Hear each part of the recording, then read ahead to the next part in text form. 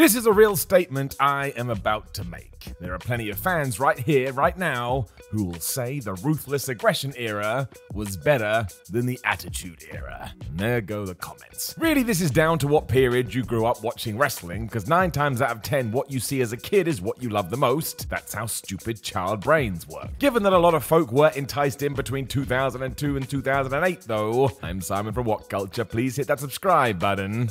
And this is 10 precise moments Ruthless Aggression careers ended. Number 10, Mordecai or Kevin Thorne. Because they are indeed the same person. When you do see what old Kev looked like compared to Mordecai, it is quite confusing, however. This wasn't an Undertaker American Badass shift where there were traits that carried across. Thorne seemed to go from some sort of angel man to a new meddler. The crazy part is Mordecai only lasted a few months when he debuted in 2004, and then in 2006 in the birth of a new ECW, we were trying again with a vampire. Can't pretend otherwise.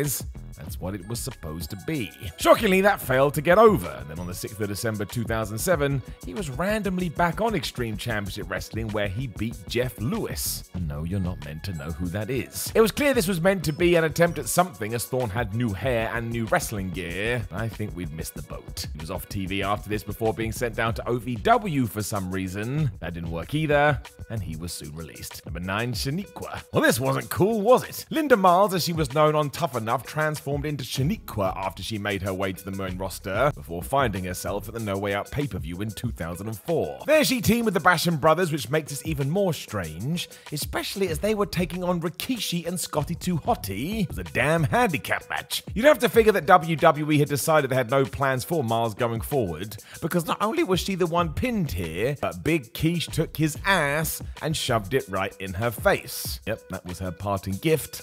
Honestly. Almost as soon as the show was over, her contract was terminated and we never saw her again. Kind of felt like there was more to do here, or at least to give her another shot. But what do I know? Nothing. Number 8, Chuck Palumbo. I think if we had just given Chuck Palumbo one gimmick and pushed him, he would have done alright. I always liked him. Instead, we gave him every single character under the sun, including being one half of Billy and Chuck, which has aged terribly, before just going, nah man, he a greased up biker.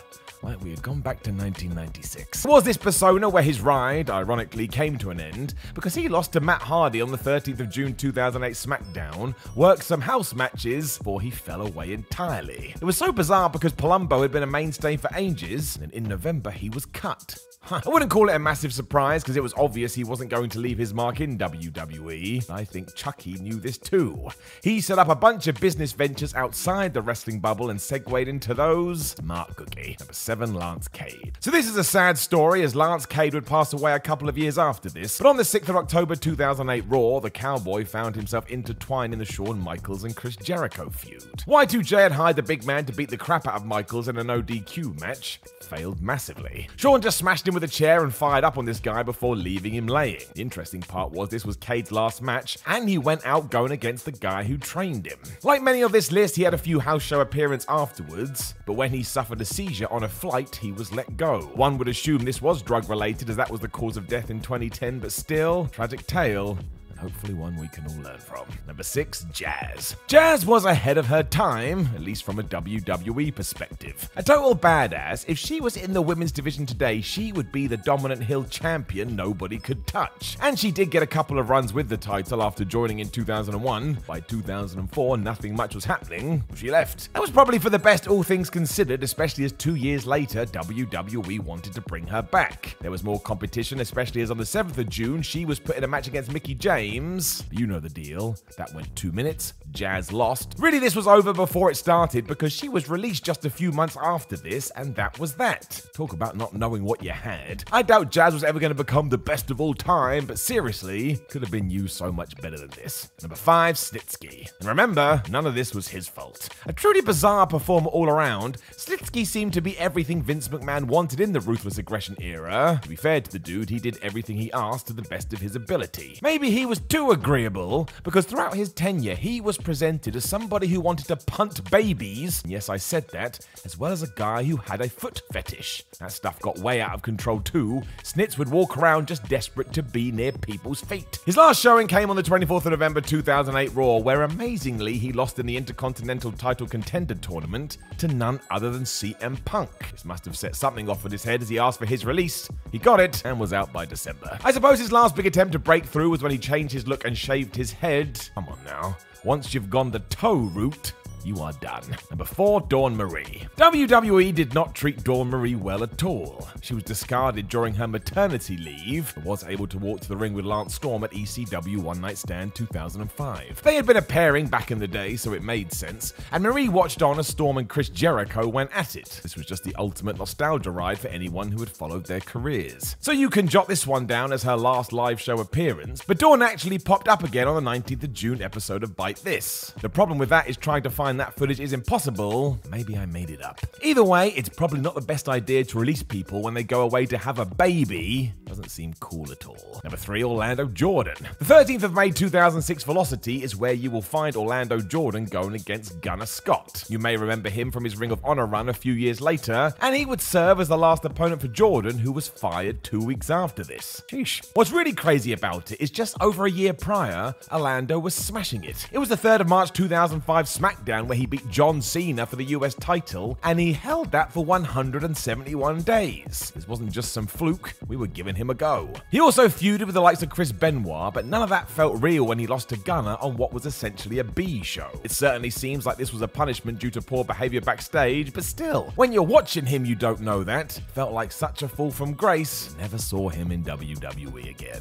Number 2, Heidenreich. Just one of the weirdest wrestlers ever is Heidenreich. It's hard to find one person who was a supporter of the man, and even if you were, he was so odd that quickly changed. Remember when he insisted he wanted to do bad things to Michael Cole? No. That didn't stop the powers that be deciding he should be part of the new Legion of Doom alongside Animal, but that didn't work at all. Heidenreich wasn't Hawk, the fans wanted Hawk, so where was Hawk? It was even more painful because Hawk had actually passed away in 2003, and this is how Mr. Reich bowed out. He appeared on Velocity with Animal on the 31st of December 2005, and it is yet another hard match to find because it's not on the network. The pair did defeat Nunzio and Vito on this night, however, and that was that. I'd like a documentary about this guy, just don't get it. Number 1, Muhammad Hassan. Who else, right? Even if you bring in other eras, few wrestlers have had an exit like this. The whole thing was a mess. It is mad that WWE thought casting Hassan as a post 9/11 terrorist was a good idea, especially because it didn't start that way. There was more nuance to begin with, as Muhammad would claim he was being wrongfully profiled due to the tragedy, and then in July 2005 on SmackDown, he quite literally acted like he was committing an act of terrorism.